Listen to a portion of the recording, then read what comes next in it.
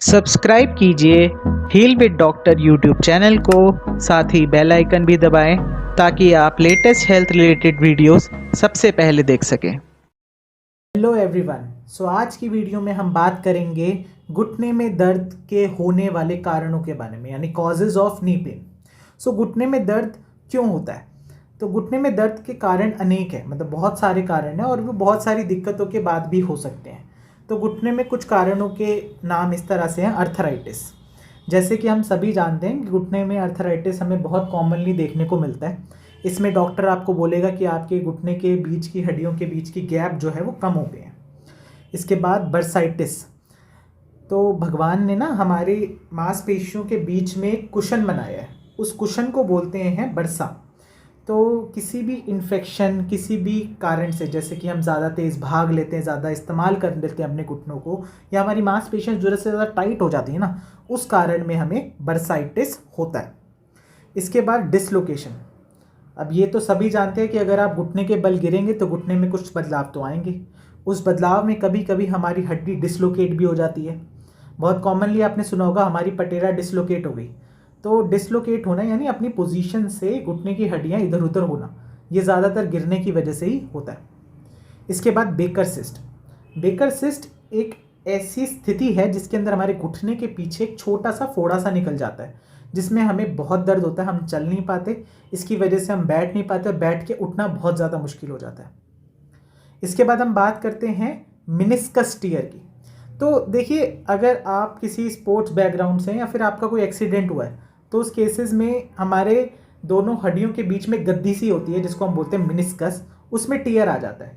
Tier अगर कम हो तो फिजियोथेरेपी बहुत अच्छा रोल प्ले करती है, और टीयर अगर बहुत ही ज़्यादा हो तो सर्जरी। इसके बाद गाउट। गाउट एक ऐसी बीमारी है जिसके अंदर हमारे शरीर में कुछ चीज़ें बढ़ती हैं, घटती हैं, उस वजह से हमारे घुटने के आसपास की हड्डियों के अंदर कुछ बदलाव देखने को मिलते हैं, उसे बोलते हैं हम गाउट। गाउट पे आगे इंटरेस्टिंग वीडियो मैं ज़रूर बनाऊंगा। इसके बाद हम बात करते हैं टेंडनाइटिस। अच्छा, इसके लिए हमें ये समझना पड़ेगा ये टेंडन क्या होता है। तो सभी जानते हैं मांसपेशियों के बारे में। तो मांसपेशियाँ जहाँ हड्डी से जुड़ती हैं वो जुड़ती हैं टेंडन की वजह से। तो किसी भी वजह से अगर टेंडन में कोई बदलाव आने लगे या टेंडन में कोई इन्फेक्शन आ जाए, खिंच जाए, तो उस वजह से टेंडन में जो बदलाव आते हैं उसको बोलते हैं tendinitis. Last but not the least, osteoarthritis. इसके बारे में तो कौन नहीं जानता। ऑस्टियोआर्थराइटिस यानी घुटने का अर्थराइटिस। इसके अंदर क्या होता है कि घुटनों के बीच की हड्डियाँ जो हैं उसका गैप भी कम हो जाता है और वो एक दूसरे से टकरा कर उसके हड्डियों के बीच के अंदर कुछ बदलाव देखने को मिलते हैं, जिसको हम बोलते हैं ऑस्टियोआर्थराइटिस। ये एक बहुत कॉमन कारण है इंडिया के अंदर सर्जरीज का। इसके बाद हम बात करते हैं अगले कारण की, वो है हड्डियों का कैंसर। बहुत ही कॉमनली आजकल हमें हर तीसरे घर में कैंसर देखने को मिल रहा है।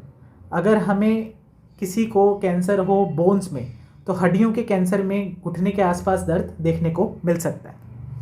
इसके बाद लिगामेंट का टूटना, ACL। बहुत कॉमनली आपने सुना होगा, फुटबॉल जो खेलते हैं या फिर झटके से रुकते हैं तो आगे की एक लिगामेंट होती है जो हड्डी से हड्डी को जोड़ती है, उसके अंदर टूट जाती है। अगर कम टूटी हो या थोड़ी सी भी ज़्यादा टूटी हो तो सर्जरी ना कराएं, फिजियोथेरेपी से ठीक हो जाओगे।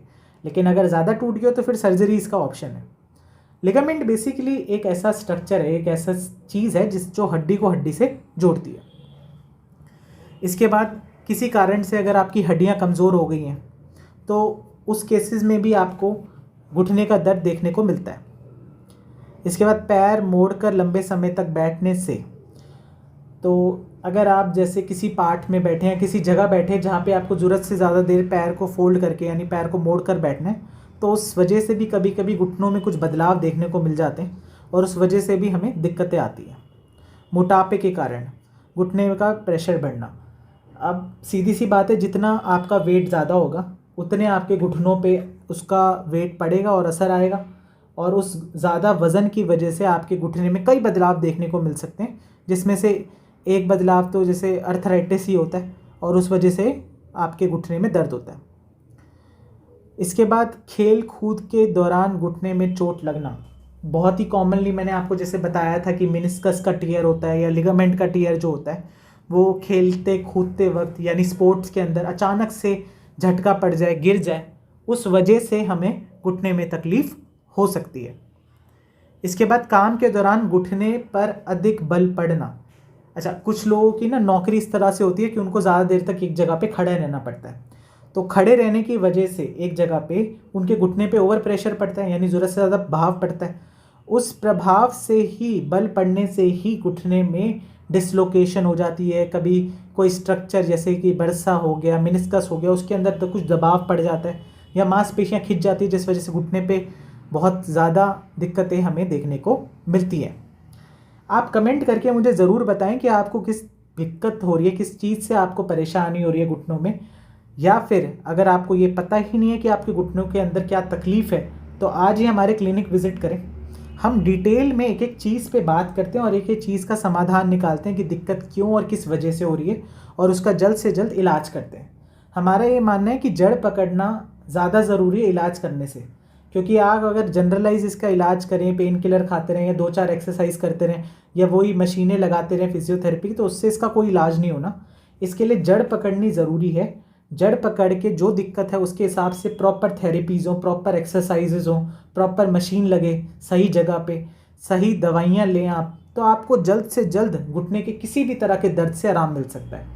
हमारे क्लिनिक में इस तरह के कई मरीज़ आपको देखने को मिलेंगे जो इस बीमारी से दिक्कत में हैं और जो ठीक होकर जा चुके हैं। इसके बाद आप नीचे दिए गए व्हाट्सएप नंबर पे वीडियो कॉल कंसल्टेशन बुक करा सकते हैं, और नहीं तो अपने घर के आसपास किसी भी सेंटर पे जाके अपनी जड़ ज़रूर पकड़वाएं।